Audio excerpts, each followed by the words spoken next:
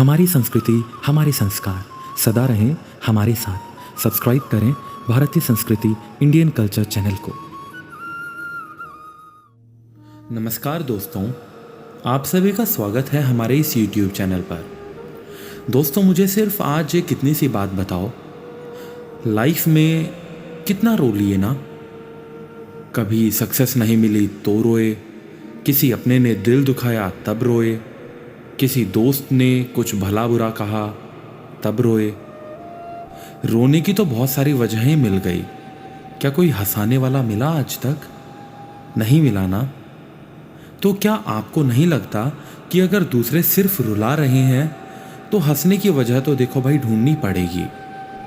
अगर खुद से नहीं ढूंढोगे तो कोई और ढूंढ कर देगा, ऐसा कभी भी नहीं हो सकता। आपको चाहते या ना चाहते हुए हंसने की वजह तो खुद ही ढूंढनी पड़ेगी। दोस्तों, आप लोगों को भले ही लगता होगा कि ठीक है, कोई और आ जाएगा और हमें हंसाएगा। अक्सर दोस्तों, जिनसे हम हंसाने की उम्मीद करते हैं वही हमें रुलाकर चले जाते हैं। देखो दोस्तों, आपको मेरी बातें मुझे नहीं पता कैसी लग रही होंगी, लेकिन मैं स्टार्टिंग में ही आपको एक चीज़ बता दूं कि मैं कोई भी धर्मगुरु नहीं हूँ जो कि आपको अपने थॉट्स बताने के लिए आया हो। मैं जस्ट एक मोटिवेशनल स्पीकर हूँ जो लोगों को मोटिवेट करना पसंद करता हूँ। मेरा उद्देश्य सिर्फ सच्ची घटनाओं को आपके साथ शेयर करके आपको मोटिवेट करना है। मैं केवल वही सच्ची घटना को आपके साथ शेयर करता हूँ जो आपकी प्रगति में सहायक सिद्ध होती है। दोस्तों, आज की हमारी वीडियो आपको सिर्फ यही सिखाएगी कि दूसरों से जितनी उम्मीद रखोगे ना, लोग उम्मीद उतनी ही तोड़ेंगे। अगर उम्मीद भगवान से रखेंगे ना, चाहे वो खुदा है, चाहे वो परमात्मा है, चाहे वो वाहेगुरु है, चाहे वो गॉड है। कहने का मतलब, जब आप उस एक से हंसने की उम्मीद रखेंगे ना, तो चीज़ें अपने आप आसान होती चली जाएंगी। कुछ लोग मानते हैं कि भगवान सब जगह हैं, प्रत्येक मनुष्य में नहीं बल्कि प्रत्येक जानवर, प्रत्येक पेड़ पौधा, हर कण में भगवान विद्यमान है। जैसा कि हमारे शास्त्रों और पुराणों में भी कहा गया है कि भगवान हर जगह हैं, जब भी भक्त बुलाते हैं वो आ जाते हैं। कुछ निराशावादी व्यक्ति, यानी जैसा कि मैंने वीडियो की स्टार्टिंग में भी डिस्कस किया कि दुनिया के सताए हुए व्यक्ति जो भगवान को नहीं मानते हैं, वे हमेशा बोलते हैं भगवान दुनिया में है ही नहीं। भगवान है तो उसे बुलाओ। भगवान दिखते कैसे हैं? भगवान रहते कहाँ हैं? न जाने कितने तरह के क्वेश्चन मन में हमेशा उठते रहते हैं। दोस्तों, जैसा कि आप जानते हैं कि सक्सेस लेने के लिए विश्वास होना बहुत ज़रूरी है। बिना विश्वास के कोई भी सक्सेस प्राप्त नहीं कर सकता। दोस्तों, अगर बात महाभारत के युद्ध में अर्जुन को विश्वास की जाए तो अर्जुन को विश्वास था कि मेरे साथ भगवान श्री कृष्ण हैं, इसलिए मैं हार नहीं सकता, और वह जीत गया। एक विश्वास के बल पर ही आप बड़े से बड़े लक्ष्य को भी प्राप्त कर सकते हैं। जैसा कि आप जानते हैं, जिन्हें विश्वास है उसे दुनिया की सभी सुख प्राप्त होते हैं। जो भगवान को मानता है उसमें विश्वास रूपी शक्ति खुद ब खुद आ जाती है। अब एक कहानी मैं आप लोगों के साथ, जो कि एक सच्ची घटना पर आधारित है, शेयर करने जा रहा हूँ। दोस्तों, उम्मीद करता हूँ कि इस कहानी को सुनने के बाद आप लोगों में परमात्मा को लेकर विश्वास और भी ज़्यादा बढ़ जाएगा। तो आपको एक सच्ची घटना बता रहा हूँ जिसमें भगवान प्रकट हुए थे। जी हाँ, टीवी सीरियल में आप देखते होंगे कि प्रहलाद की पिता हिरण्यकश्यप को मारने के लिए उन्होंने भगवान प्रकट हुए थे। ठीक इसी प्रकार विष्णु जी ने कई अवतार लिए और दुष्टों का नाश किया। रामायण, महाभारत आदि कहानी हम पढ़ते भी रहते हैं और सीरियल देखे भी हैं। ये घटना कई युग पहले की बात है। मैं कुछ समय पहले ही एक घटना बता रहा हूँ जो आपको अचंभित कर देगी, आपको सोचने पर मजबूर कर देगी कि क्या ये सच में सच है? क्या रियलिटी में भगवान होते हैं? तो चलिए दोस्तों, शुरू करता हूँ अपनी वो कहानी जो आपके विश्वास को कहीं गुना ज़्यादा बढ़ा देगी। तो दोस्तों, एक गांव में एक बहुत ही साधारण सा व्यक्ति रहता था। उसे भगवान पर अटूट विश्वास था। जब कोई व्यक्ति उसे हालचाल पूछता, वह बोलते, ठाकुर जी जाने। उस गांव में एक ठाकुर जी का मंदिर था। उन्हें उन पर पूरा विश्वास था। उन व्यक्ति के 2 पुत्र और 1 पुत्री थे। जब पुत्री की शादी की तो उस साधारण व्यक्ति ने साहूकार से कुछ कर्जा ले लिया।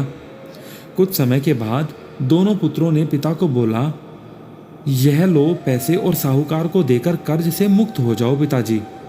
उस व्यक्ति ने जाकर साहूकार से कहा, ये लीजिए साहूकार जी, आपका मूलधन और ब्याज, और मुझे अपने कर्जे से मुक्त करा दीजिए।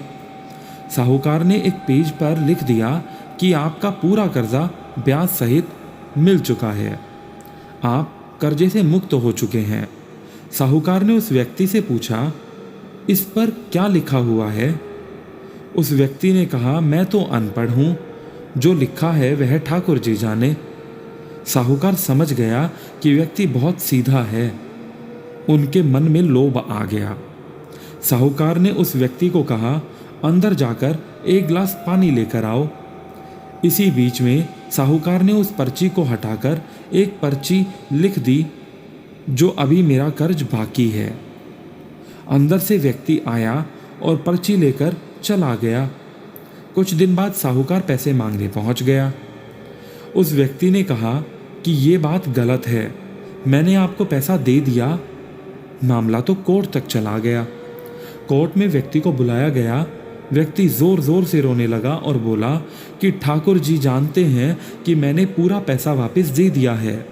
जज साहब, मैं पूछ रहा हूँ और ठाकुर जी से भी और आपसे भी कि हाँ, मैंने पैसा वापस दे दिया है, ये बात मैं भी जानता हूँ और मेरे ठाकुर जी भी जानते हैं। जज साहब ने पूछा, कोई गवाह है जिसने आपको साहूकार को पैसा देते हुए देखा? उसने कहा, हाँ, ठाकुर जी है ना, ठाकुर जी ने मुझे पैसे देते हुए साहूकार को देखा था। जज साहब ने कहा, ठाकुर जी को बुलाया जाए।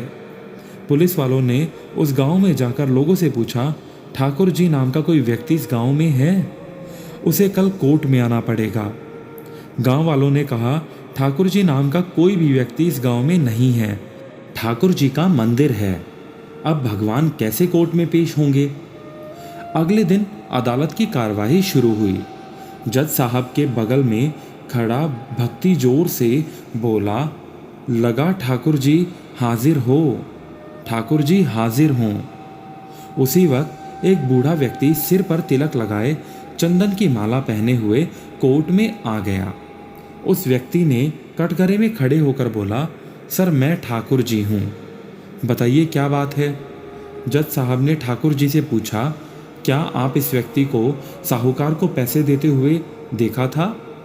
तब ठाकुर जी ने बोला, हाँ जज साहब, मेरे सामने इस व्यक्ति ने साहूकार को पूरे ब्याज समेत पैसे दिए थे। आप साहूकार को यहाँ तक रोकिए, किसी व्यक्ति को साहूकार के घर भेजिए। साहूकार के घर में अलमारी नंबर 3 में एक फाइल है। उस फाइल के 22वें पेज पर एक पर्ची रखी हुई है, जिसमें लिखा हुआ है कि वह व्यक्ति ने ब्याज समेत पैसा दे दिया है। वह व्यक्ति इतना बोलकर चला गया। कुछ देर बाद सिपाही वापस आया और जज साहब को एक पर्ची दी। यह पर्ची जिसमें लिखा हुआ था कि पूरा पैसा ब्याज समेत मिल गया है। जज साहब ने कहा, ठाकुर जी कहाँ गए, उनको बुलाइए। ठाकुर जी दिखाई नहीं दिए। अगले दिन जज साहब उस व्यक्ति के गांव गया। पूरे गांव में खोजा गया। सभी व्यक्ति ने कहा वह वृद्ध आदमी इस गांव का नहीं था। जज साहब समझ गए वह वास्तव में ठाकुर जी यानी कि भगवान ही थे। जज साहब उसी वक्त अपने पद से इस्तीफा दे दिया। जज साहब भारत के सभी मंदिरों में घूम घूम कर उसके दरबार पर मिट्टी को अपने सिर में लगाते थे। किसी मंदिर में बैठते नहीं। जज साहब कहते थे, हमने भगवान को अदालत में बुलाकर खड़ा किया था, फिर मैं किसी मंदिर में कैसे बैठ सकता हूँ। इस तरह जज साहब काफ़ी बदल गए। यह कहानी सच्ची घटना है। यदि आपको भगवान पर पूरा विश्वास है तो वह आपको बुरे वक्त में काम ज़रूर आएंगे। आप भले ही किसी भी धर्म के हों, आपके धर्म के जो भी देवी देवता हैं उसमें आप विश्वास रखें। जैसे यदि आप हिंदू हैं तो भगवान जैसे कि श्री कृष्ण, श्री राम आदि, मुस्लिम हैं तो मोहम्मद साहब, सिख हैं तो गुरु नानक देव जी, ईसाई हैं तो खुद ईसा मसीह आपकी बात को ज़रूर समझेंगे। अब किसे भगवान पर विश्वास है, सवाल तो ये भी खड़ा होता है। आप ज़्यादातर व्यक्तियों के मुंह से सुनते होंगे कि मैं किसी भगवान को नहीं मानता, मुझे किसी भगवान पर विश्वास तो बिल्कुल भी नहीं है, पर बुरा वक्त आने पर उन्हें भगवान की याद ज़रूर आती है। कई बार आप में से ऐसे लोगों के मुंह से भी सुना होगा कि आज भगवान ने मेरी जान बचाई, मेरे बगल से कार निकली, मैं तो बाल बाल बच गया। मेरी जान पहचान का एक डॉक्टर है जो भगवान में विश्वास नहीं रखता, अधिकतर उसके मुंह से निकलती है, मुझे तो जो करना था मैंने कर दिया, आगे भगवान जाने। दोस्तों, देख रहे हैं ना कि कितनी विचित्र बात है। जहां डॉक्टर किसी से मिलने पर एक तरफ ये बात कहता है कि मैं भगवान में विश्वास नहीं रखता, वहीं वो अपने पेशेंट को दूसरी ही तरफ कहता है कि मैंने तो कर दिया जो करना था, आगे भगवान जाने। एक बार मैंने उनसे पूछा, तो भगवान को मानता है कि नहीं, तुमने भगवान की याद क्यों आती है? उसका जवाब था, जब मुझे बुरा वक्त याद आता है तो भगवान की याद आने लगती है, अच्छी स्थिति में भगवान को भूल जाता हूँ। इस डॉक्टर की तरह दुनिया में अनेक इंसान हैं जो हमेशा कहते हैं कि मुझे भगवान पर विश्वास नहीं है, मैं भगवान को नहीं मानता हूँ, और जब भी कोई बुरा वक्त आता है तो भगवान को याद करने लगते हैं। बहुत बड़े संत हुए हैं कबीर जी।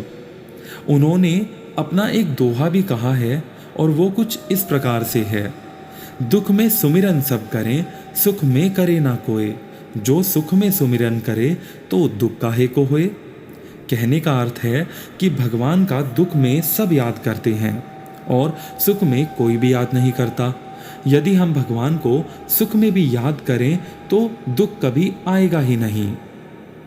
तो दोस्तों, अब एक और सवाल मन में आता है कि भगवान को मानने से क्या फ़ायदा होगा। तो मैं आपको ये नहीं कहता कि आप हमेशा मंदिर मस्जिद में जाओ, पूजा पाठ करो, बड़े बड़े यज्ञों का आयोजन करो।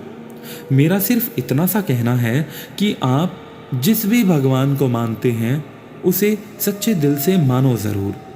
आप विश्वास करो कि भगवान हर जगह हैं। ऐसा करने से आपको कई फ़ायदे मिलेंगे।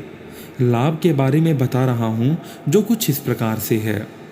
अगर भगवान को मानने के फ़ायदों की बात करें तो एक चीज़ सोचना, यदि आपको विश्वास हो जाएगा ना कि भगवान हर जगह हैं तो आप कभी कोई बुरा काम नहीं करेंगे। चोरी डकैती जब आप करने जाओगे तो सोचोगे कि भगवान देख रहा है और आप वो गलत काम कभी भी नहीं कर पाओगे। दूसरा फ़ायदा है, जब आपको ये पता चलेगा कि हर इंसान में भगवान खुद बसा हुआ है तो आप किसी भी इंसान से नफ़रत नहीं करोगे, क्योंकि आपको हर इंसान में भगवान ही दिखाई देंगे। तीसरा फ़ायदा यह है कि आप स्टूडेंट हैं और एग्ज़ाम देने जा रहे हैं तो परीक्षा भवन में आप भगवान का नाम लेकर एग्ज़ाम शुरू करते हैं। आप महसूस करेंगे कि एक शक्ति आपके पास आ गई है। एक बार इस चीज़ का यूज़ ज़रूर करके देखना। अगला फ़ायदा है, कई स्टूडेंट्स का फाइनल सिलेक्शन सिर्फ 0.1 और 0.2 नंबर से रह जाता है। इस सिचुएशन में उसे भगवान की याद आती है। यदि आप भगवान को पहले ही याद कर लें तो ऐसी नौबत ही नहीं आएगी। और एक और सबसे बड़ा फ़ायदा है कि एक गाड़ी में मान लीजिए 50 यात्री सवार हैं, एक्सीडेंट होता है और 40 यात्री मारे जाते हैं लेकिन 10 बच जाते हैं। आप सोचिए कि क्या कारण था कि वो 10 यात्री बच गए। दोस्तों, बात तो सोचने की है। जहाँ विश्वास होता है ना, वहाँ सारी चीज़ें खुद ब खुद होनी शुरू हो जाती हैं। आप यकीन मानिए, जितना रोना था ना रो लिए, अब इसके बाद नहीं। अब सिर्फ और सिर्फ खुशी के साथ इस ज़िंदगी को जीना है। ठीक है, हो गई कुछ गलतियाँ पहले, ठीक है, हो रह गई कुछ कमियाँ, लेकिन कब तक उन गलतियों को और उन कमियों को लेकर यूं ही रोते रहोगे? भगवान कोई आकर आपको दर्शन नहीं देंगे, वो तो पता नहीं किस रूप में आ जाएंगे। दोस्तों, हम सभी एक भजन बहुत ही फ्रिक्वेंसी में सुनते हैं कि पता नहीं किस रूप में आकर नारायण मिल जाएंगे। जी हाँ दोस्तों, बात बिल्कुल सच है। नारायण नर के रूप में ही आकर आपसे मिलेंगे। आपको अगर ये लगता है कि वो आपको साक्षात आकर दर्शन देंगे, ऐसा पॉसिबल नहीं है। वो तो कुछ जरिए बनाता है और आप लोगों तक अपनी बात को पहुंचाता है। ज़रूरत है समझने की और समझकर अप्लाई करने की। अगर कंक्लूज़न पर पहुंचा जाए तो इस वीडियो को बनाने में मेरा एक उद्देश्य था कि जो भी आज के यूथ हैं, नौजवान हैं, उनके मन में भगवान की भावना जगानी चाहिए। उसे विश्वास दिलाना चाहिए कि इस दुनिया में भगवान हैं। आज के यूथ को भगवान को भूलकर गलत रास्ते पर जाने से रोकना ही मेरी इस वीडियो का उद्देश्य था। यदि वह भगवान को मानने लगे तो कोई भी गलत काम नहीं करेगा। तो दोस्तों, आज आप लोगों से सिर्फ एक रिक्वेस्ट और एक प्रॉमिस लेना चाहता हूँ। प्लीज़ हो सके तो भगवान को ज़रूर मानिए। आप जिस भी धर्म से बिलोंग करते हैं, मैटर नहीं करता कि आप क्या हैं। आप एक अच्छे इंसान हैं, सिर्फ उतना ही मैटर करता है। आप जिस किसी को भी मानते हैं या नहीं मानते, लेकिन एक ऐसी शक्ति है जिसे आप सभी मानते हैं, और वो है हमारे माता पिता। अगर आप भगवान को नहीं भी मानना चाहते तो आप अपने माता पिता को ज़रूर मानिए, क्योंकि वो भी हमारे लिए भगवान का ही रूप है। दोस्तों, जो चीज़ें आज मैंने इस वीडियो में आपके साथ शेयर की, कमेंट सेक्शन में ज़रूर बताइएगा कि आपको कैसी लगी। और अगर आप वीडियो देखते हुए यहाँ तक पहुँचे हैं तो मुझे ये उम्मीद है कि आपको ये वीडियो पसंद भी आई होगी। तो अगर आपको ये हमारी छोटी छोटी पहल पसंद आ रही है तो हमारी वीडियोस को दोस्तों लाइक ज़रूर करिएगा। इससे हमें भी मोटिवेशन मिलता है आप लोगों के लिए कुछ नया लेकर आने का। और अब यूट्यूब ने हमें थैंक्स का ऑप्शन भी दे दिया है, तो अगर हो सके तो आप थैंक्स का ऑप्शन यूज़ करके भी हमारी आर्थिक सहायता कर सकते हैं, जिससे कि हमारी टीम और भी ज़्यादा आगे बढ़ सकती है। तो दोस्तों, कैसी लगी आपको आज की वीडियो, कमेंट सेक्शन में ज़रूर बताइएगा। साथ ही चैनल को सब्सक्राइब और बेल आइकन को प्रेस करना बिल्कुल भी मत भूलिएगा, और अपने दोस्तों के साथ इस वीडियो को शेयर ज़रूर करिएगा। तो मिलते हैं आपसे फिर से एक अगली वीडियो में एक इंटरेस्टिंग टॉपिक के साथ। तब तक के लिए खुश रहिए, आबाद रहिए, आज़ाद रहिए। अपने आसपास सफाई रखिए और आसपास रहने वाले लोगों को खुश रखिए। Thank you so much.